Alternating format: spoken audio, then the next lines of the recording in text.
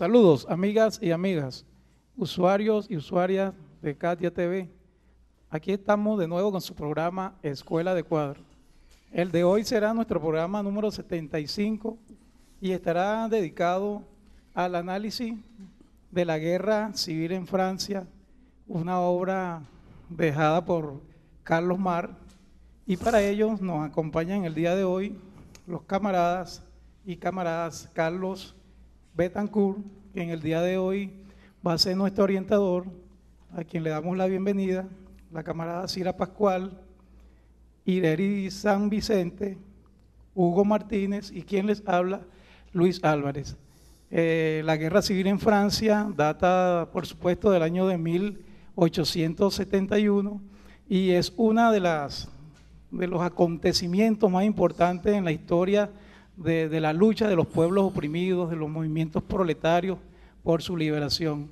Pero dejemos que sea nuestro invitado de hoy, el camarada Carlos Betancourt, quien nos haga una breve introducción para comenzar este interesante conversatorio. Bienvenido, camarada.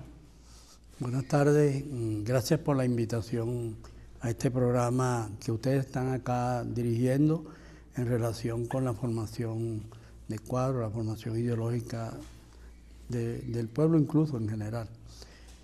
El tema que hoy vamos a considerar se refiere a la guerra civil en Francia, que fue un acontecimiento que se dio allá en Europa en 1871, en el mes de marzo exactamente.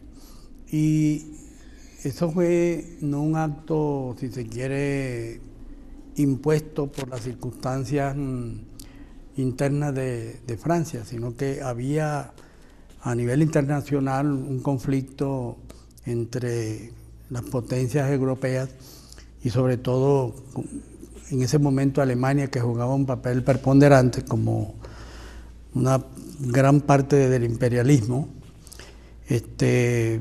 Ellos se llevaron a una guerra entre el régimen prusiano y Francia, porque Alemania se intentó apoderar de una gran parte del territorio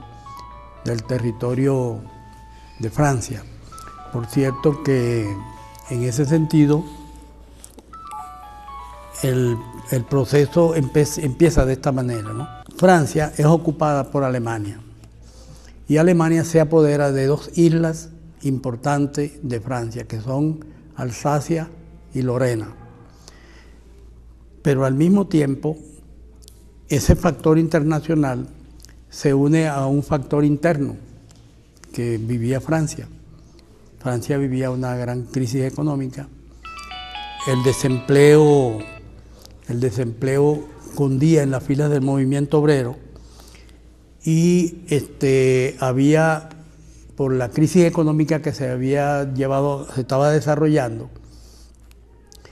la pequeña burguesía, o lo que es lo mismo, los pequeños propietarios, habían ido a la quiebra y a la ruina, tanto los pequeños propietarios urbanos como de la ciudad. Al imponerle el dominio de estas dos islas, Alemania además le impuso un impuesto a Francia que lo obligaba a pagar unos 10 o 12 mil millones de francos y además aceptar las condiciones impuestas por el imperio o el imperialismo alemán. Esto indudablemente fue generando un descontento no solo en Europa, sino que en la misma Francia había un acumulado interno por la política bonapartista que había venido desarrollando el gobierno de Thiers, que significaba lo siguiente: el régimen bonapartista, y eso viene de Napoleón Bonaparte, se apodera del aparato del Estado, impone un gobierno que ellos denominan republicano, pero donde la figura de un solo individuo se impone sobre el conjunto de la sociedad. Por eso es que se llama un gobierno despótico de Napoleón, porque las leyes incluso que establecen la regulación entre los individuos es establecida en base a la decisión del propio Napoleón Bonaparte. Acuérdense de que ahí en la historia del derecho constitucional y del derecho en general se habla del Código Napoleónico, que ha influido en nuestros países y que a partir de la autoridad, del principio de la autoridad, del principio del mando del individuo, entonces la sociedad tiene que someterse a esos dictámenes.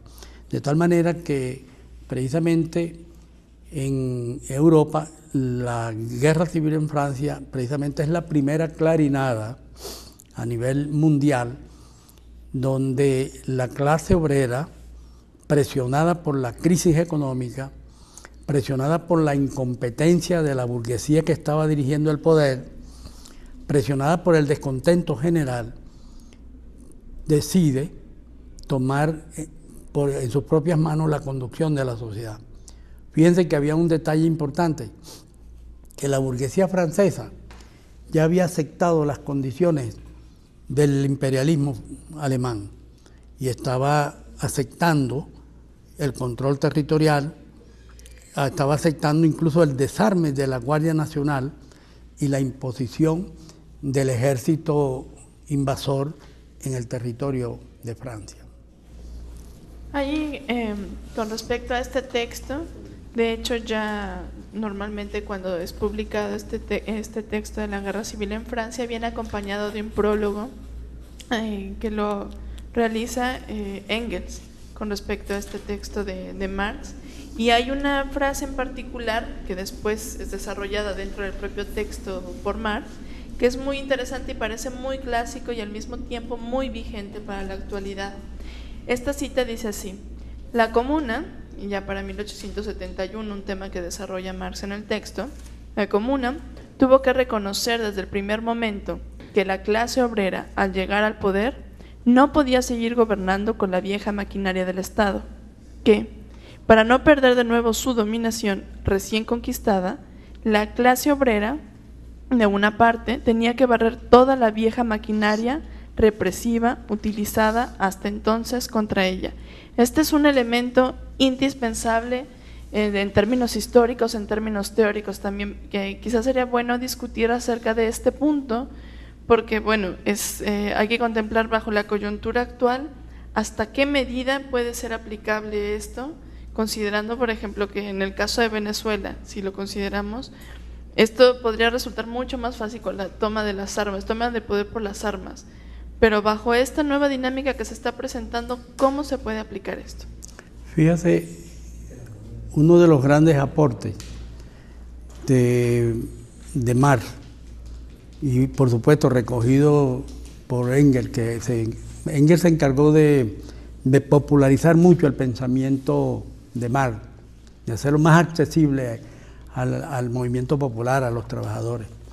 Y efectivamente es a partir de la experiencia de la Comuna de París cuando Carlos Marx hace esa famosa advertencia, donde él dice: no es suficiente con que la clase trabajadora se apodere del Estado y lo ponga a su servicio. Fíjate tú que ahí hay una gran afirmación revolucionaria, pero a partir de esa experiencia, muchos movimientos revolucionarios que se dieron en el mundo, incluido por ejemplo la revolución bolchevique en Rusia, se olvidaron de esa premisa. Porque, ¿qué pasó por ejemplo en 1917 en Rusia? Cuando Lenin declara y llama a la insurrección popular.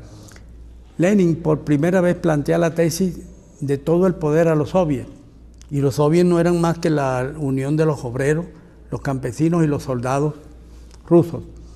Entonces él plantea allí la tesis de todo el poder a los soviets, y en ese sentido él está negando el papel del Estado. Pero había una fracción del partido bolchevique, entre las cuales estaba Stalin, que aceptó aquella tesis de Lenin, pero sobre la marcha, y tú sabes que Lenin muere muy temprano, en 1923-24. No le dio tiempo a los bolcheviques consolidar el poder popular, que lo pudiéramos llamar hoy así. Entonces, a la larga, esa tesis de Marx se olvidó, se dejó de un lado. Y entonces, ¿qué hace Stalin? impone la tesis de que es el partido y es el aparato del Estado el que se impone por encima del colectivo y del movimiento popular. Allí hay una transgresión y una violación de los planteamientos de Carlos Marx. Pero hay una cuestión que es importante, que tú los refieres a Venezuela. Hay que tomar en cuenta un elemento que es importante. Carlos Marx también y Engels dijeron que en aquellos países donde la revolución se daba por la vía de la violencia revolucionaria, el pueblo y los trabajadores se iban a ahorrar un camino más engorroso de tener que aceptar el papel del Estado, asumir el control del papel del Estado y entonces subordinarse a las propias dinámicas y a las propias leyes de ese viejo aparato de Estado. ¿Qué es lo que está pasando en Venezuela? En Venezuela se toma el poder a través de un proceso electoral. ¿Y qué es lo que hace el presidente Chávez y el movimiento bolivariano en Venezuela? Redactan una nueva constitución en 1999, no liquidan el aparato de Estado, sino que se dedican a mejorarlo, a perfeccionarlo, en el supuesto negado de que por esa vía iban a hacer la revolución y a construir el socialismo. Hoy, que nuestro presidente se proclama marxista, él tiene que revisar esa conceptualización y esa dinámica, porque no es posible, no solo desde el punto de vista teórico como lo presupone Marx, sino que desde el punto de vista práctico es imposible que nosotros podamos hacer ni siquiera el socialismo, voy más allá. Es imposible que en Venezuela nosotros podamos llevar a cabo las transformaciones democrático-burguesas que son inherentes a un régimen capitalista. ¿Por qué? Porque el aparato de Estado, la vieja clase capitalista, no lo van a permitir. Y por supuesto, englobada dentro de la estrategia del imperialismo norteamericano, ellos no van a permitir. Fíjate que cuando no están permitiendo que ni siquiera Venezuela se salga de la tesis del libre comercio, del ALCA, cuando nosotros hemos planteado acá la tesis del ALBA, ese simple hecho de tener una cierta autonomía comercial y económica ya es un elemento para agredir y cercar a Venezuela, de manera tal que yo pudiera decir lo siguiente: si nosotros empezamos a hablar de Carlos Marx y de que somos marxistas y de que somos socialistas científicos, lo primero que tenemos que hacer entonces es revisar lo que hemos hecho del 99 para acá con ese aparato denominado Estado. ¿Por qué? Porque más adelante vamos a entrar en un tema que es el siguiente. Aquí se nos está vendiendo una idea acerca de la comuna. Y yo pienso desde el punto de vista teórico y desde el punto de vista doctrinario que la comuna es la negación del aparato de Estado. No puede haber, incluso por ahí unos intelectuales pequeños burgueses que apoyan a este proceso, que están hablando del Estado comunal. No hay Estado comunal, esa es una incongruencia. ¿Por qué? Porque o es Estado o es comuna, porque el Estado y la comuna se niegan entre sí, se rechazan. Son dos cosas muy diferentes. Una pregunta que yo tenía. Ok. Sí, es importante ese punto que usted toca. Entonces ahí vemos, la pregunta sería entonces, ¿cuál es la diferencia esencial entre la república parlamentaria y la república de los trabajadores, que tiene que ver precisamente con el tipo de Estado, que es la comuna? Me gustaría que usted nos diera respuesta a eso, la diferencia entre la república parlamentaria y la república obrera, de los trabajadores. Fíjate bien, el tema es pertinente por lo siguiente. La Comuna de París, al asumir los obreros el control de la sociedad, por 2 o 3 meses creo que hubo en la duración de la comuna, ellos violentaron todo el régimen parlamentario anterior. La comuna precisamente establece un precedente histórico que no se limita a ejercer el ejercicio del poder a través de las viejas instituciones parlamentarias. Acuérdate que los parlamentarios del viejo régimen en Francia se plegaron a la intervención alemana. Entonces, ¿qué pasa? La democracia burguesa representativa tiene una división de poderes: el poder ejecutivo, el poder legislativo y el poder judicial. O sea, el Parlamento es una expresión del viejo concepto burgués de la configuración del aparato del Estado. Ahí es también nosotros estamos fallando, porque nosotros hemos copiado el viejo modelo napoleónico de estructurar el Estado, el aparato administrativo, que es el gobierno donde están los ministros, el aparato legislativo, que es la Asamblea Nacional, y el aparato judicial.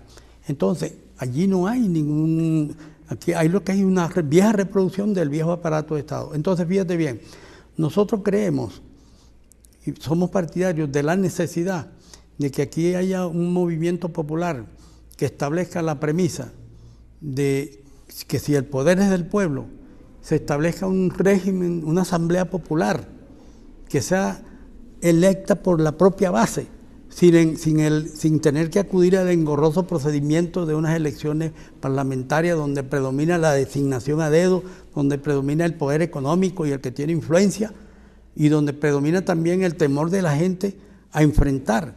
Entonces, ese viejo parlamentarismo no nos funciona. Es más, yo no creo, por ejemplo, en la práctica que hoy se ejerce en Venezuela sobre el parlamentarismo de calle.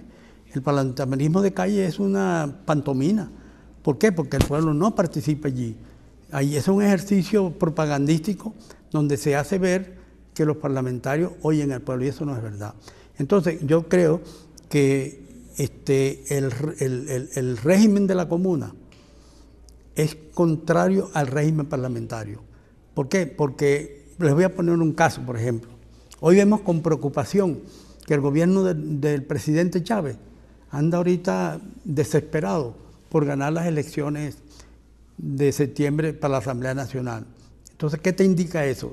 Aparte del hecho formal, pero el problema de fondo es, y los revolucionarios tenemos que ver el fondo del problema y no la forma, es que nosotros estamos dependiendo, la suerte de este proceso está dependiendo del resultado formal de unas elecciones, a ver si nosotros seguimos manteniendo la mayoría en la Asamblea Nacional, con el riesgo de que a la Asamblea Nacional no van los mejores revolucionarios ni los mejores representantes del pueblo, sino los que más conviene a un sector que en ese momento tiene el control del Parlamento. De manera tal que yo creo que el régimen parlamentario no es el camino es el régimen popular, y más aún, si estamos hablando del socialismo, compañeros, tenemos que ser respetuosos con la historia, con la teoría revolucionaria, con los sentimientos populares. Nuestro pueblo quiere liberarse, nuestro pueblo quiere avanzar en el camino de las transformaciones económicas, pero el régimen parlamentario que tenemos, aún la Asamblea Nacional, no es el camino para lograr esas transformaciones. Comandante, yo quería hacer una pregunta sobre, bueno, ¿por qué Marx, la importancia de este texto, ¿no?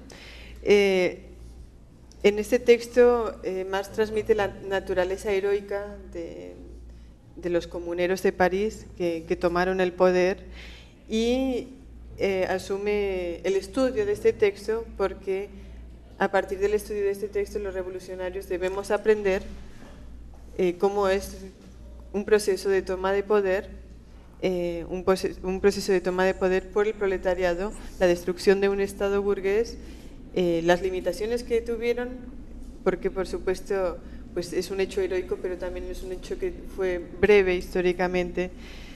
Y en cuanto a las medidas, me parece que es importante que estudiemos las medidas concretas que se asumieron allá en la Comuna de París, también pues que las traigamos al presente. Por una parte está la cuestión de la superación del parlamentarismo, y en cuanto a la superación del parlamentarismo tengo aquí una cita porque es importante, ¿no?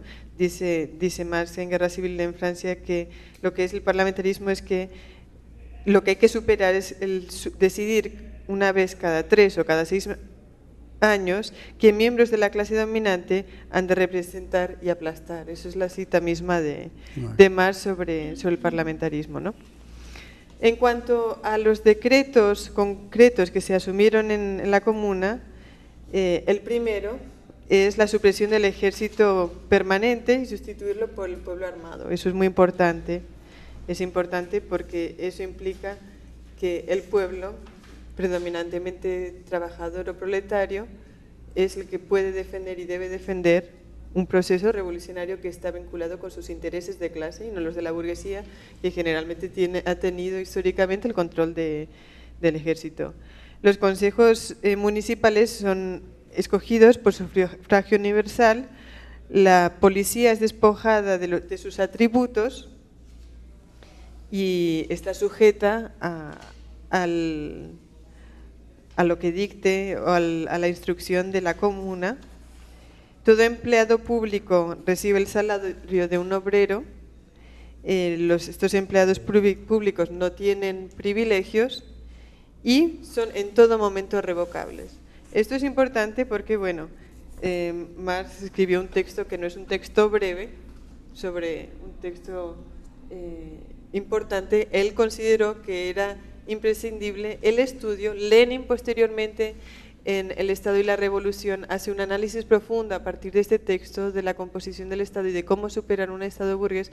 Entonces yo creo que en un proceso que aspira hacia el socialismo, que tiene pues en principio un compromiso con la revolución, que se examinen los hechos concretos y los pasos concretos que se dieron en un proceso proletario, en una revolución proletaria hacia el socialismo, y que con su limitación de tiempo, pero que realmente fue un proceso que marcó, enrumbó hacia el socialismo.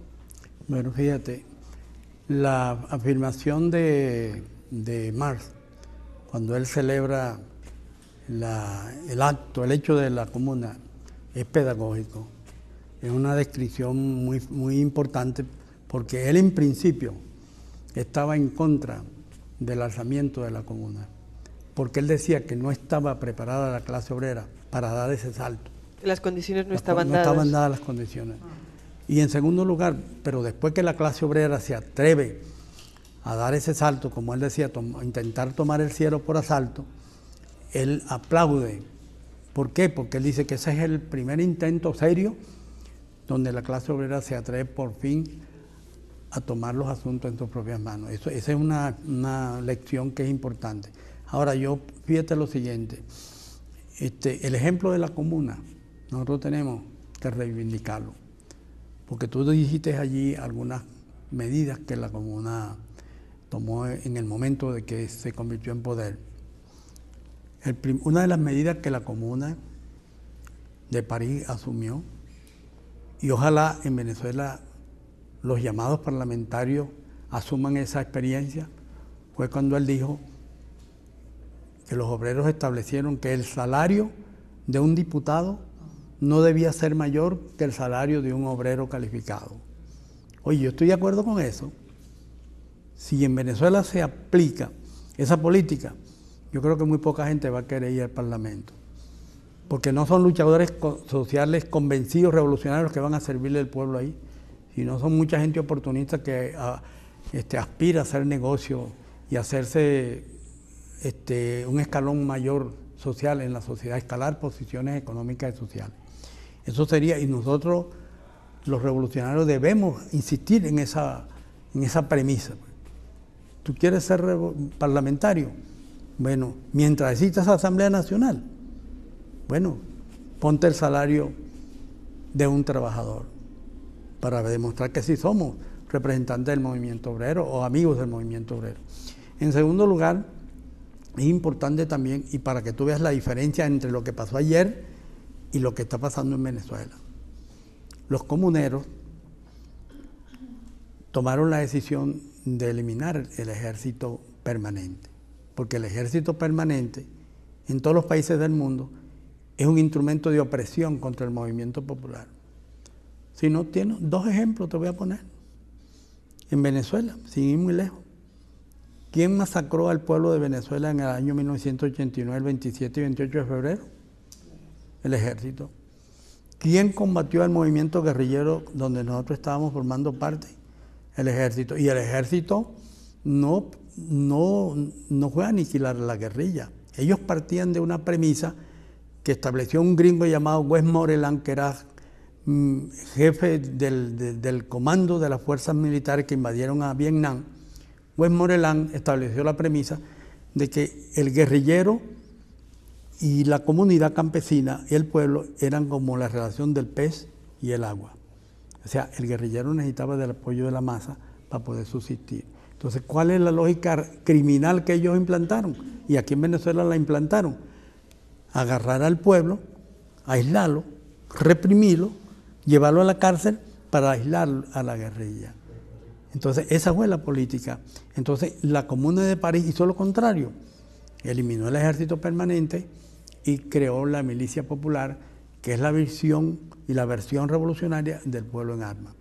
Otra medida que tomaron los compañeros los camaradas de la Comuna de París, eliminaron las casas de empeño. Por primera vez, los obreros dan un ejemplo en las leyes burguesas, que para esa época la jornada de trabajo era de 16 horas diarias. Ellos llevaron la jornada por primera vez a 8 horas diarias. Prohibieron también, la Comuna de París prohibió el trabajo nocturno de las mujeres y de los niños. Fíjate, prohibieron las casas de empeño. Establecieron, incluso Maren eso dijo lo siguiente: nosotros tenemos que crear un mecanismo donde el pueblo organizado resuma, y esa es la negación de lo que es hoy el poder del Estado, y es la tesis que nosotros estamos reivindicando y debemos reivindicar, es que ese poder del Estado que nosotros tenemos que irlo liquidando con el poder popular organizado a través de una asamblea popular permanente que resuma las tres facultades: legislar, ejecutar y decidir la suerte de su propio pueblo. Bueno, y vamos a un corte y ya regresamos con Escuela de Cuadro. Estamos discutiendo la guerra civil en Francia. Ya regresamos.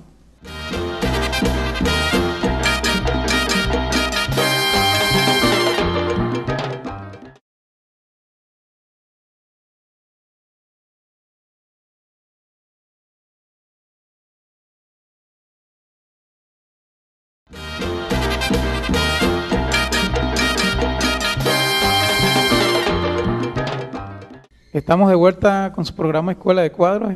Hoy estamos discutiendo un tema importantísimo que es la guerra civil en Francia, y vamos a otorgarle la palabra al camarada Hugo Martínez, quien va a plantear una inquietud al camarada Carlos Betancourt. Camarada, yo quiero hacer, antes de formular la pregunta, quiero hacer un pequeño aporte. En el libro de la ideología alemana, Carlos Marx explica el por qué surgió la tesis de la división de los poderes, poder ejecutivo, legislativo. Y él dice que en ese momento en Francia habían tres clases que se estaban disputando el poder: la monarquía, la aristocracia y la burguesía. De ahí surge la necesidad teórica de dividir ese poder a una sola clase que dominaba. Nosotros no podemos seguir repitiendo eso. Bolívar estudia eso, hace un análisis crítico y elige, y se da cuenta que acá son 5 clases las que están peleando el poder, y establece también una nueva tesis que lleva un paso hacia adelante, la tesis francesa. Entonces Bolívar establece los 5 poderes, ¿cierto? Pero tenía como base también la lucha por el poder de las 5 clases, en este caso los españoles, los criollos, los esclavos, los indígenas y los mestizos, para América Latina. Era la realidad, que fue cuando fue a Haití y le metió el componente social. Bueno, en ese sentido nosotros estamos llamados entonces a romper con ese viejo parlamento o ese sistema parlamentario, viendo ese tipo. La Comuna propuso, dice que la Comuna no había de ser un organismo parlamentario, sino una corporación de trabajo ejecutiva y legislativa al mismo tiempo. O sea, estamos hablando de una nueva institucionalidad. Entonces ahí la pregunta: ¿cuál es la nueva institucionalidad socialista que ha hecho este proceso en 10 años? Si nosotros no hacemos una nueva institucionalidad distinta a la institucionalidad burguesa, creo que está llamado al fracaso este proceso. ¿De cuál sería la nueva institucionalidad? Y, como pasó con la Comuna, dice que las creaciones históricas completamente nuevas están destinadas a que se le tome por una reproducción de formas viejas e incluso distintas de la vida social. ¿Cuál serían entonces esa nueva institucionalidad, esa nueva figura que nosotros estaríamos o hemos implementado o hemos inventado durante este proceso revolucionario? Fíjate, hay algunas definiciones que nosotros los revolucionarios y el pueblo debemos mirar con sumo cuidado. Por ejemplo, a nosotros se nos vive diciendo que este es un proceso inédito. Yo no comparto ese criterio, porque cuántos años y cuántos siglos han pasado de esas experiencias históricas. Y la experiencia histórica hay que tomarla en cuenta porque conoce tu historia y conócete a ti mismo y conocerás el futuro. En ese sentido, yo creo que en Venezuela estamos viviendo un momento crucial. Ahorita, en este momento, estamos viviendo un momento crucial. Nosotros no podemos embelezarnos en lo cotidiano, en las consignas de todos los días y perder de fondo y de vista lo estratégico, pues. Hasta ahora nosotros dependemos en gran parte de un cuerpo que se llama Parlamento, que vive deliberando. Y cuando tú lees las deliberaciones traducidas en leyes o decretos, encuentras que hay un choque entre la concepción del burócrata que legisló allí y el interés de la comunidad. Por ejemplo, te pongo un caso, los consejos comunales. Cuando los consejos comunales nacen en Venezuela por una ley, la ley los mete en una camisa de fuerza y dice que la ley es para regular, controlar la organización de los consejos comunales. Por ahí ya nacimos mal. ¿Por qué? Los consejos comunales no nacen en Venezuela. Como hoy en día también se está hablando de las comunas, y sobre eso vamos a referirnos más adelante, no nacen como producto de un desarrollo espontáneo de movimiento popular abajo, ni de un nivel de conciencia política desarrollada de las masas populares, sino que nacen como expresión de la voluntad de un cuerpo social extraño que es el Parlamento. Y entonces allí vienen los choques. Y entonces, por eso no es casual que yo te voy a poner un ejemplo. Yo vengo del estado de Monagas ahora y nosotros estamos ayudando al movimiento campesino a redefinir su rumbo, porque el movimiento campesino todavía está actuando bajo el viejo concepto de las federaciones campesinas, del crédito dado así con criterios de privilegio o del amigo que me hace campaña, en fin. ¿Y qué pasa? Instituciones del Estado, como por ejemplo FONDAS, que es un fondo de desarrollo para el socialismo, según, ¿no?, está aplicando la vieja política de la Cuarta República en materia de crédito a los campesinos y está saboteando incluso el desarrollo de los consejos comunales. Y por supuesto, con mayor énfasis, están boicoteando la constitución de las comunas populares. De manera tal que nosotros decimos, entonces, ¿para qué nos sirve una ley cuando precisamente nosotros creemos que ninguna revolución se hace a través de la ley? En estos días, por cierto, en un programa, una compañera que vino del barrio de Antímano y nos dijo a nosotros, cuando yo le preguntaba, ¿y qué vamos a hacer con los diputados que van a ir a la Asamblea Nacional? ¿Cuál es eso, el mecanismo de elección? Y ella me decía, porque es abogado, ¿no?, me decía, mira, hay que cubrir dos pasos. El paso legal, que es el que establece la mecánica, los estatutos, la dinámica sobre la cual vamos a participar, y el paso de la legitimidad. Es decir, nos están metiendo en una camisa de fuerza dentro de dos conceptos burgueses, porque ambos son conceptos burgueses. Ninguna revolución, compañero, le puede pedir permiso a nadie. Ni primero tú vas a hacer la ley para después hacer la revolución. ¿Quién te ha dicho? Porque toda revolución, en todo caso, crea su propia legitimidad. Y no es el problema de la legitimidad. Porque, ¿qué es lo legítimo entonces? Lo que viene de arriba, lo que ya está establecido, lo que el poder constituido nos dictamina a nosotros. Entonces estamos atrapados en un juego de palabras, en una formalidad burguesa. Entonces yo creo que cuando tú planteas lo siguiente, y ahí Mar lo dice, y yo creo en esa tesis de Mar, una corporación de trabajo. Mira, aquí se nos ha dicho a nosotros que en el Parlamento tienen que ir los tipos ilustrados, los abogados, los tribunos, los intelectuales de cierto nivel. Y yo no confío en eso, porque tú no puedes poner en manos de terceros la decisión de tu propio destino.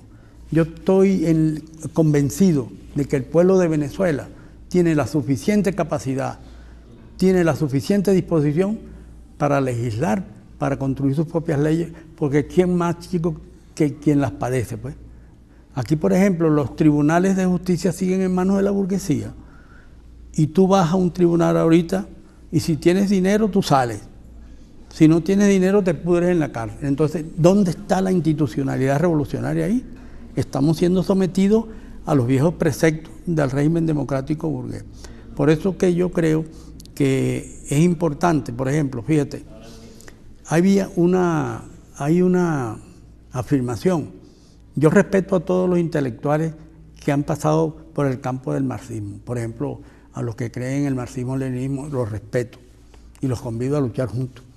A los que son marxistas que creen en Trotsky, bienvenidos, vamos a luchar. A los que creen en Mao Zedong, bienvenidos, vamos a luchar.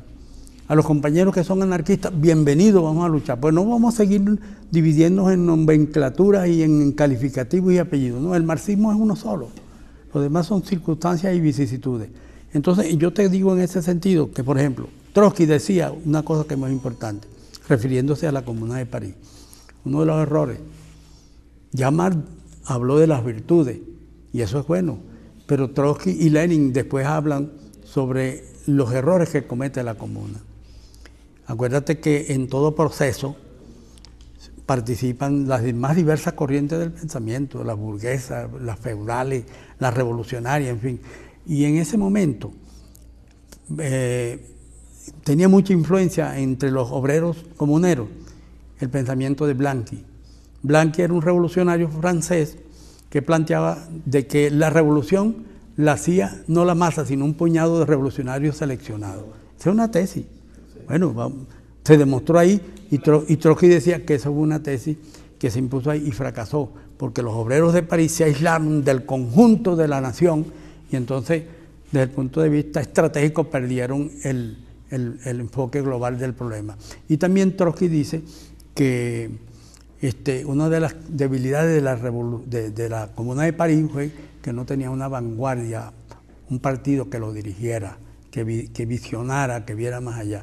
Por supuesto, eso es una cuestión a dilucidar, pues a ver si eso es correcto o no, pero en las afirmaciones de Trotsky hay ese elemento. Y él dice que la clase obrera allí fue muy heroica, pero cometió el error de limitarse a la defensa de París, cuando él recomendaba que el movimiento obrero se difundiera en todo el territorio de Francia y enviaran hacia el interior a delegados a debatir y a crear la revolución también allí, porque el cerco que tenía la Comuna era bestial. Toda la entente europea, todo el imperialismo y todos los grandes países se coaligaron para liquidar a la Comuna de París. Hay un tema aquí que con respecto a esto, para darle un poco de continuidad, que desarrolla un tanto Marx, pero después también Lenin, que es con respecto a las alianzas. Marx nos habla que hay una etapa en que la burguesía, lo único que le queda hacer entre lo aparentemente que iba a haber una derrota frente a Prusia, era el llamado que se le hace al proletariado, a los trabajadores. Sin embargo, después lo que dice es que esta misma clase que los llamaba, al ver que el pueblo se encontraba armado, lo primero que tenía que hacer era desarmarlo y romper esa alianza. Es decir, es el papel que ha tenido históricamente la burguesía y la pequeña burguesía de llamar a una alianza al proletariado, pero esta alianza es endeble por su contradicción esencial misma, pues, ¿no? En ese sentido yo creo que es muy importante que, no sé si nos puede hablar un poco acerca de este tema de las alianzas. ¿Hasta dónde es posible el proletariado una alianza con la burguesía o con la pequeña burguesía, ¿no? ¿Hasta dónde? Y discutir un poco este tema, porque al parecer es algo que lo reitera en muchas ocasiones Marx y después otros pensadores como Lenin.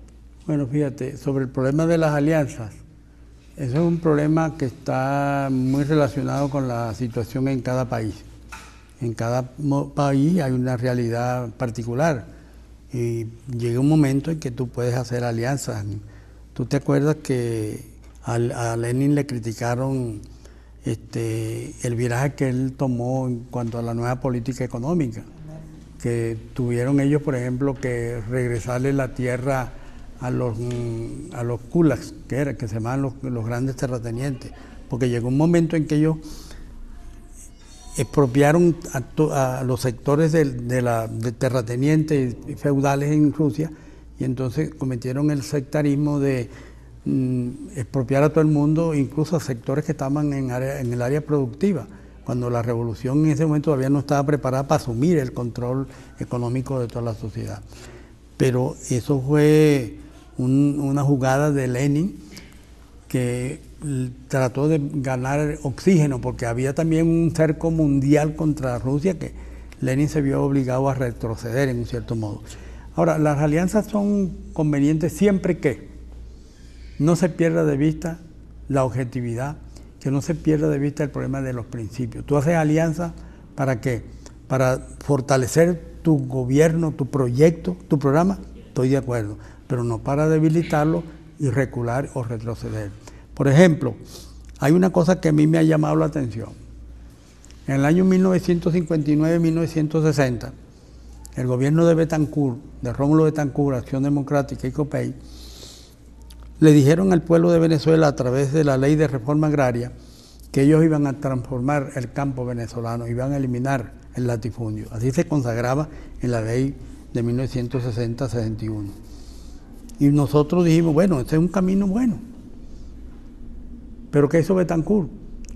La ley discurría de manera distinta a la realidad.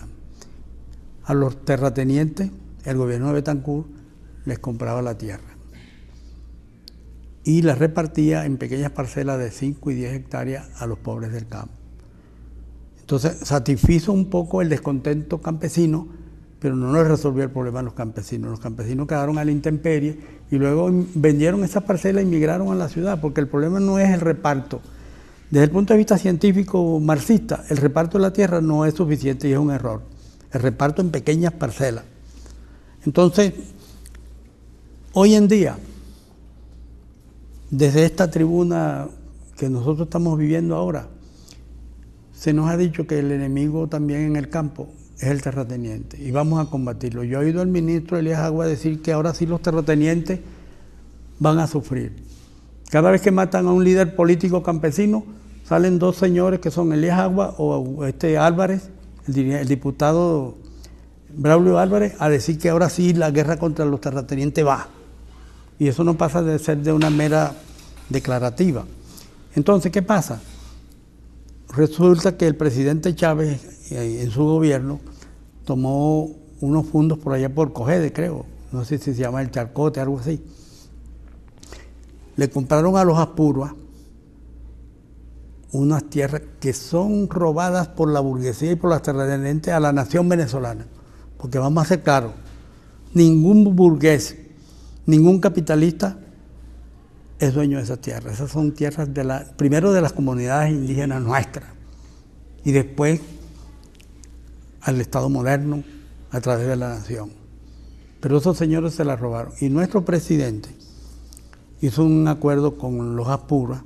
Yo recuerdo que Chávez dijo una vez que la fórmula para las transformaciones agrarias es la fórmula Chas, Chávez Apura.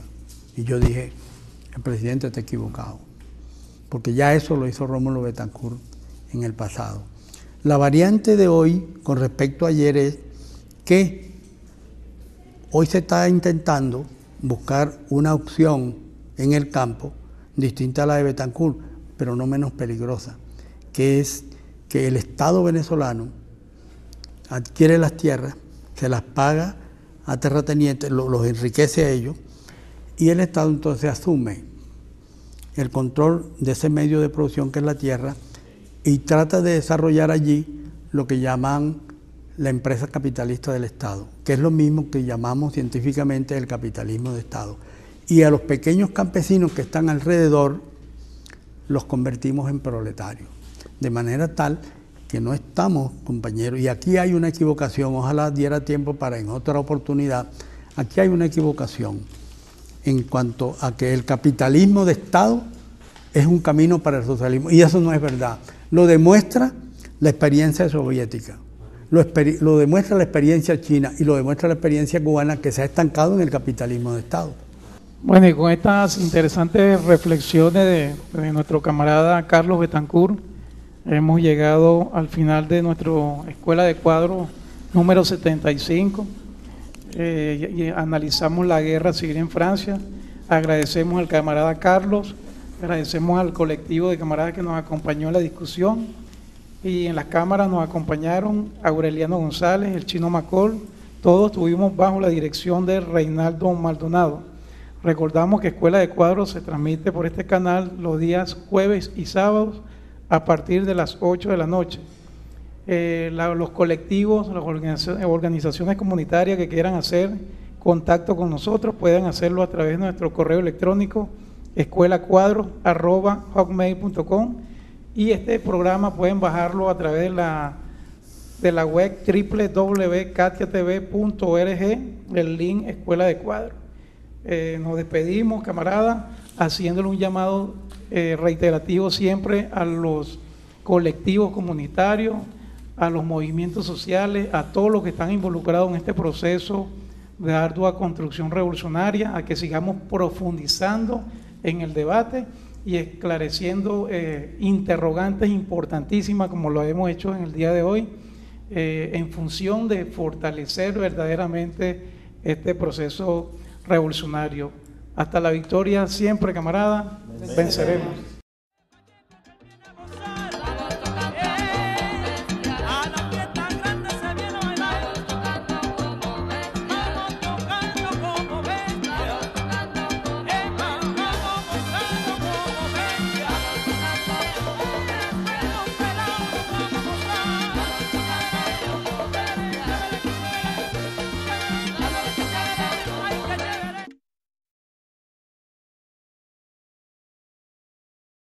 Es de la autoridad, del principio de la autoridad, del principio del mando del individuo, entonces la sociedad tiene que someterse a esos dictámenes.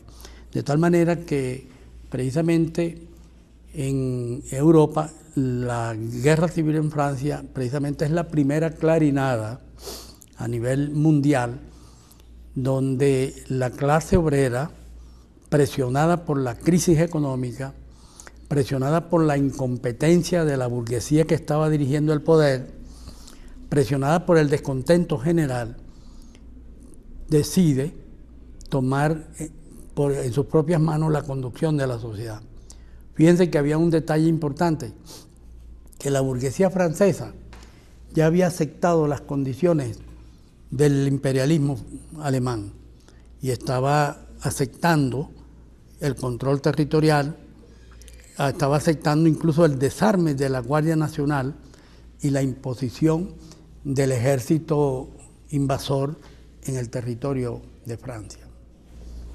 Ahí, con respecto a este texto, de hecho ya normalmente cuando es publicado este texto de la guerra civil en Francia viene acompañado de un prólogo que lo... Los proletarios por su liberación. Pero dejemos que sea nuestro invitado de hoy, el camarada Carlos Betancourt, quien nos haga una breve introducción para comenzar este interesante conversatorio. Bienvenido, camarada. Buenas tardes, gracias por la invitación a este programa que ustedes están acá dirigiendo en relación con la formación de cuadros, la formación ideológica del pueblo incluso en general. El tema que hoy vamos a considerar se refiere a la guerra civil en Francia, que fue un acontecimiento que se dio allá en Europa en 1871, en el mes de marzo exactamente. Y eso fue no un acto, si se quiere, impuesto por las circunstancias internas de Francia, sino que había a nivel internacional un conflicto entre las potencias europeas y sobre todo en ese momento Alemania, que jugaba un papel preponderante como una gran parte del imperialismo. Ellos se llevaron a una guerra entre el régimen prusiano y Francia, porque Alemania se intentó apoderar de una gran parte del territorio de Francia. Por cierto que en ese sentido el proceso empieza de esta manera, ¿no? Francia es ocupada por Alemania y Alemania se apodera de dos islas importantes de Francia, que son Alsacia y Lorena.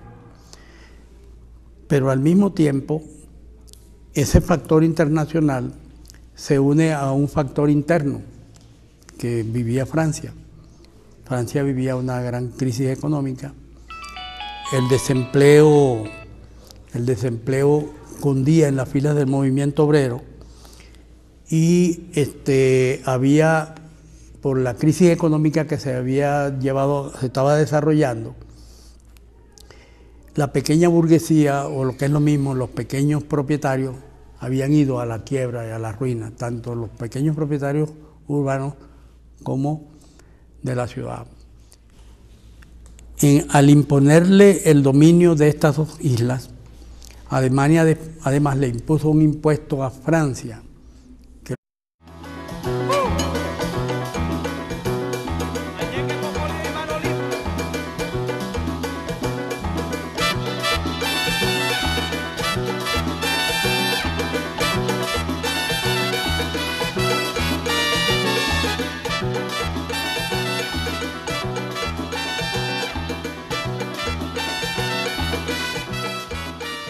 Saludos, amigas y amigas, usuarios y usuarias de Katia TV. Aquí estamos de nuevo con su programa Escuela de Cuadro. El de hoy será nuestro programa número 75 y estará dedicado al análisis de la guerra civil en Francia, una obra dejada por Carlos Marx, y para ello nos acompañan el día de hoy los camaradas y camaradas Carlos Betancourt, que en el día de hoy va a ser nuestro orientador, a quien le damos la bienvenida, la camarada Cira Pascual, Ireri San Vicente, Hugo Martínez y quien les habla, Luis Álvarez. La guerra civil en Francia data, por supuesto, del año de 1871 y es una de los acontecimientos más importantes en la historia de la lucha de los pueblos oprimidos, de los movimientos. Lo obligaba a pagar unos 10 o 12 mil millones de francos y además aceptar las condiciones impuestas por el imperio o el imperialismo alemán.